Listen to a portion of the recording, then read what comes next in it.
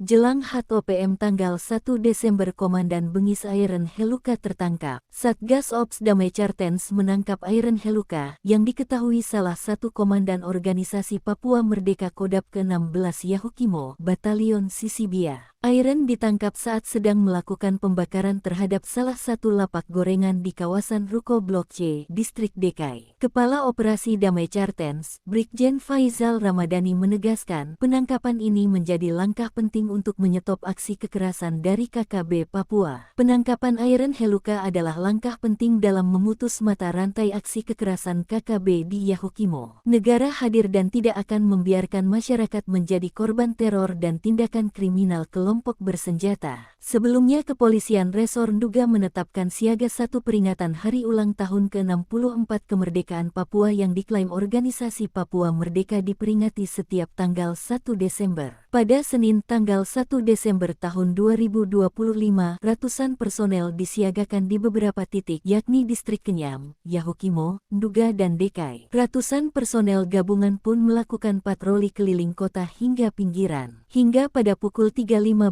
waktu Indonesia Timur ketika Polres Yahukimo menerima laporan keributan di pemukiman Jalur 1, tepat di depan Pangkalan 88. Saat personel tiba di lokasi, mereka mendapati 3 orang sedang melakukan pembakaran lapak gorengan, kemudian dihentikan oleh petugas. Dari ketiga orang tersebut, penyidik mengungkapkan bahwa Airen Heluka juga terlibat dalam beberapa aksi kriminal berskala besar, bahkan menjadi pelaku utama dalam pembakaran gedung Samsat Yahukimo pada tanggal 12 September tahun 2025 bersama 2 rekannya JP dan RS yang merupakan anggota KKB dari Kodap 16 Yahukimo. Dari hasil penangkapan, sebanyak 5 pucuk senjata laras panjang rakitan telah diamankan petugas.